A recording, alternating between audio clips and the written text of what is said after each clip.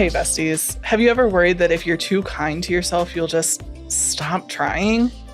Welcome back to Be Well Besties, the place where we get honest about what actually happens in our brains and what helps our nervous systems thrive. Today, we're digging into a really common belief that self-compassion means lowering your standards, avoiding accountability, and letting yourself off the hook. So many of us think being hard on ourselves is the only way to improve, even when it leaves us burned out, anxious, or stuck. Today, we're joined by Ben Dolowich, a psychology doctoral intern who helps us break down what self-compassion really is and what it definitely isn't, especially when it comes to growth, responsibility, and change. If you've ever thought, man, if I'm not hard on myself, I'll never do better, this one's for you. Let's reframe what growth really looks like without that inner bully. Else that's me.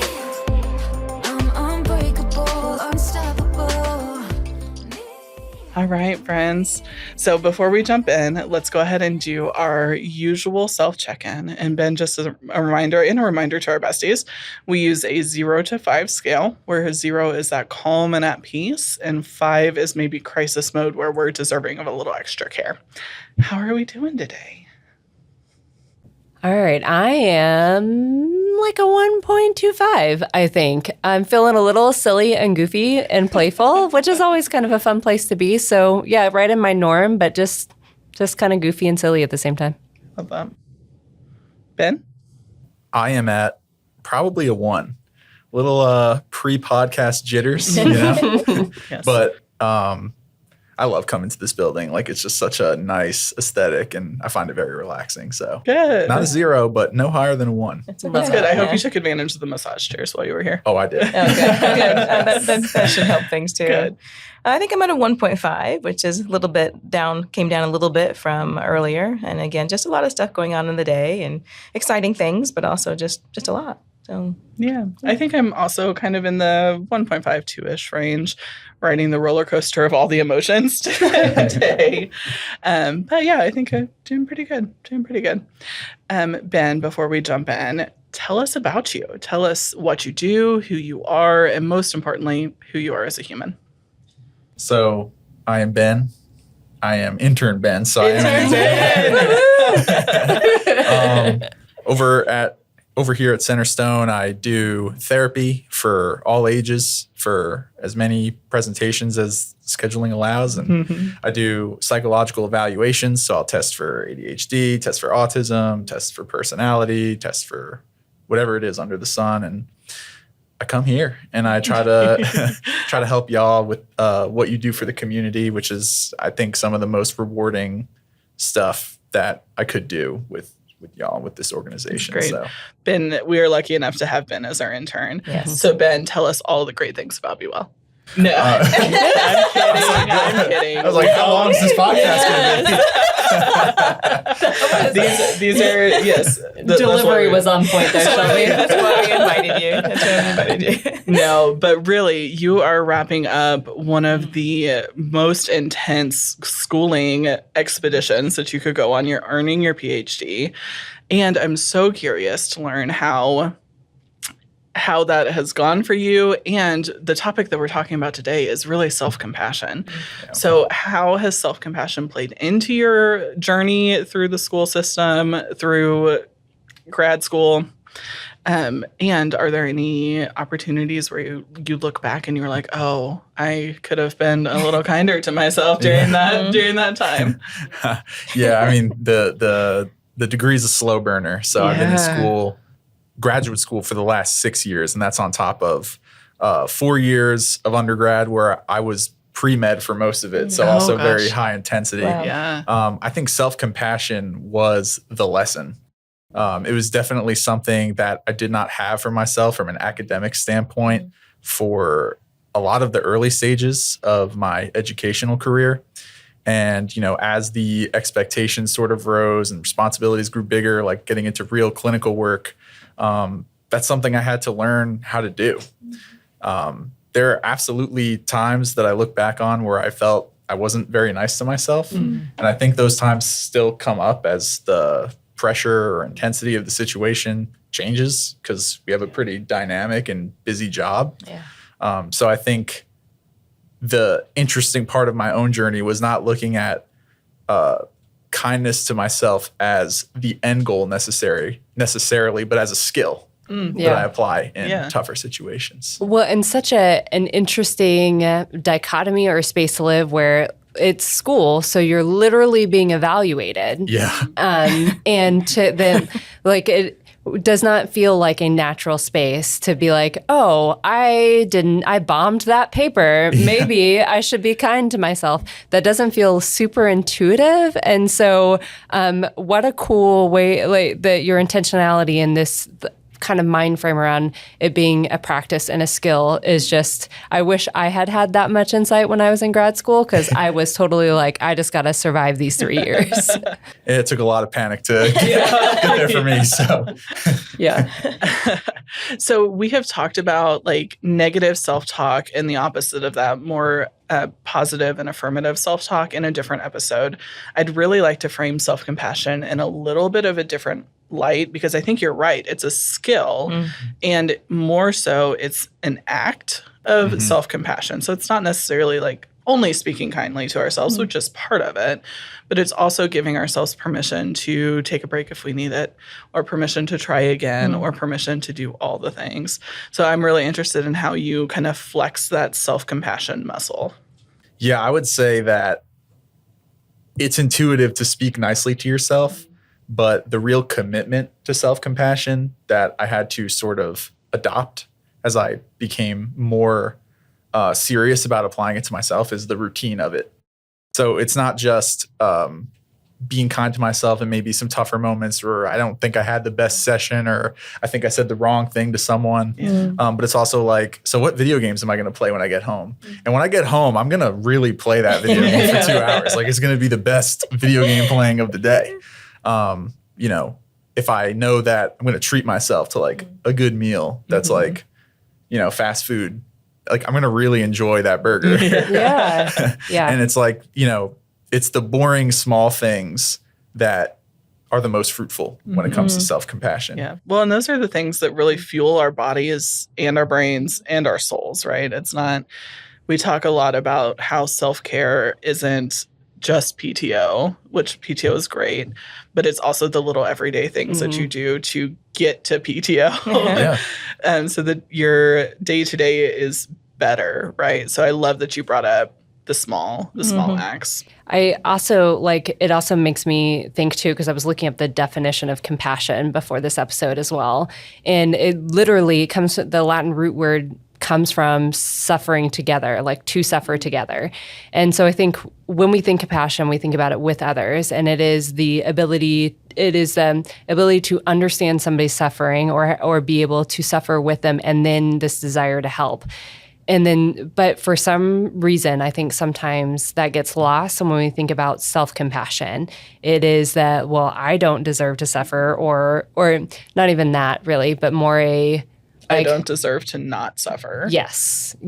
I think where does that come from? Why is it so ingrained in our society or internally or our family systems? Like, why is it so ingrained that I have to suffer to be better, or I have to be hard on myself to be better? Because if I'm not, then I'm not going to grow. Where does that come from? If I'm suffering, I'm not strong or not doing it right, which, like, we know part of being human is suffering. So like, where does that come from?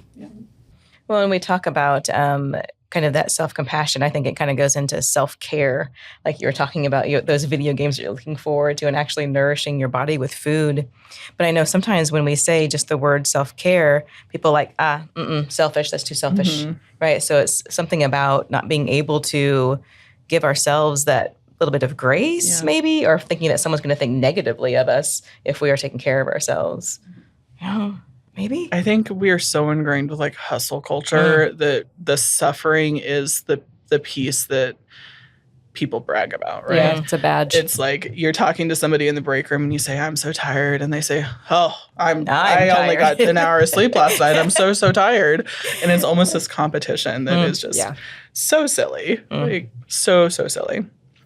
And saying all these things, there is this kind of a concept that floating around at least in my brain, that if you allow yourself to be self-compassionate, you're lowering the bar. You're being lazy. You're not doing the things that you're supposed to be because you're taking the time to be kind to yourself. What would you say to somebody, me, that experiences that? Self-compassion is insight. Self-compassion is being mindful of what reality is and not just focusing on the bad. The way our brains are wired, we're always supposed to find the bad because that's how you survive. Right, that negativity bias, yeah. Yeah, like if there's two bushes and one of them has poison blueberries, the more salient perception is going to be, oh, that's a bad bush, rather than, oh, that's a good bush. Like one is just the other one's a good bush, but we remember the bad bush. We remember the bad bush. So self-compassion is understanding that we don't live in the world of like bad and good blueberry bushes. Like we live in a very dynamic day where a lot of stuff happens. And if you only listen to the side of your brain that points out the bad blueberry bushes, you miss all the good things. And it's a lot easier for us to harp on our mistakes. But when we do that and only do that, we miss kind of relishing in our victories too. That's not going easy on yourself. That's looking at the whole picture.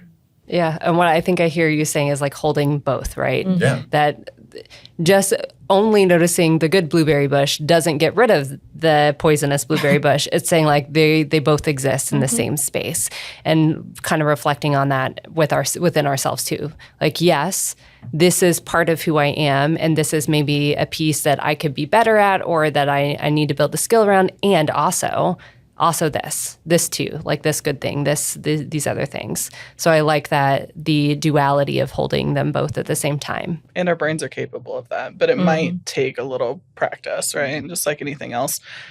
And it can feel a little uncomfortable if we are used to being hard on ourselves and we are used to being seeing the bad blueberry bush all the time. It can feel really, really weird to be like, oh, yes, that is bad, but also there's this good thing happening too. What would you say to somebody, or do you have any hacks to help that transition be a little bit easier as folks are trying to practice a little bit of self-compassion? Commitment. You really have to. Which is a scary word. Yes, that is. Whoa, no. I think to have a fruitful relationship with self-compassion, you have to be determined to practice it. Because we're not supposed, like the way that our brains work, again, we're fighting like some of the most primitive sides of ourselves. We're not supposed to only think about how sunny the day is and, you know, how nice the breeze feels. We're supposed to be prepared for when the breeze gets a little too strong and now it's a tornado, or, you know, we're supposed to get ready for, oh, the sun's going to get really hot. That's more protective than just observing the day. Yeah. So you kind of have to fight that side of your brain and, you know, really be disciplined about incorporating self-compassion into your self-image. Yeah. And ways you're kind of working, I don't want to say working against, but we always sort of frame it as working with your biology instead of like, hey, my brain is biologically designed to notice all the negative things because that's what keeps me alive. And also, it's like opening up the perspective a little bit. We're doing a lot of metaphors today. Sorry, besties, it's high metaphor day. But if we think about a horse with blinders, right? If I am focused on this piece and this piece only, which might be our negativity bias or the way those negative perceptions of ourselves, opening up and self-compassion is just doing this so we can see the whole context, that it's not just the things that are in front of me, but also there's this whole perspective around that just enriches our lives, doesn't get rid of the reality, but it enriches our experience so that it can be the yes and, it can be all the things at once. Yeah, and it really is the yes and. It's not toxic. We're not promoting toxic positivity where like you only, if you're being self-compassionate, you only say the good things about yourself, right? And that would be really letting yourself off the hook. Self-compassion is the duality, the yes and, the holding both things at once and being okay with it, which is hard. It's very hard. I think, like if I think about personal examples with these kinds of situations, when you are we often get in our head that saying the hard thing to ourselves or being like, you're failing, or that grade was terrible, and it's just then becomes part of an identity of us or how we are failing. It is the being able to say like, okay, I messed this one up, and this is a learning opportunity. Like, how can I get better from this? Or like, this is something that's hard for me, and there's opportunities here. It's just kind of opening that up again. Yeah. I do want to, you said that failure becomes part of our identities. And I think that is a very relatable, because we live in a society where success is measured in certain ways, right? I'm supposed to have this fancy car. I'm supposed to have this nice house. I'm supposed to have a great career. And if that doesn't happen when we think it's supposed to happen, where it's supposed to happen, then that failure becomes really easy to like glom onto and be like, I'm just like, I'm messed up. I'm never going to get the things. I'm never going to find the things. What is happening in our brains when we get stuck on being harsh to ourselves? And why is it so hard to fight that? I think that there is this gap, and Ben and I were talking a little bit about this yesterday, but I think sometimes there's this gap in what we personally deem as success and what our culture has defined as success. And when if I deeply value relationships, connection to nature, my family, and then society is telling me, yeah, that's nice, but success is when you're working 50 hours a week, and when you're driving this car, and when you have this big of a house, and when you have all these accomplishments and titles, then that comes into, there's like friction in that. It comes into conflict with, well, for me, like success is actually getting more time with my family and being able to have the flexibility to travel where I want to travel and to see new things and spend as much time in nature as possible. Well, the way our society has built that, they come in direct conflict with each other. And so it is easy then to when we look at that through this lens of self-compassion, to internally be like, well, what's wrong with me? Like, I'm not achieving these things, or why is this not enough for me, or why am I not successful by what society deems as successful? And so I think that maybe, I mean, that was just one of my thoughts. Maybe one of the elements is like expectations and how we are fitting into the greater schema of things.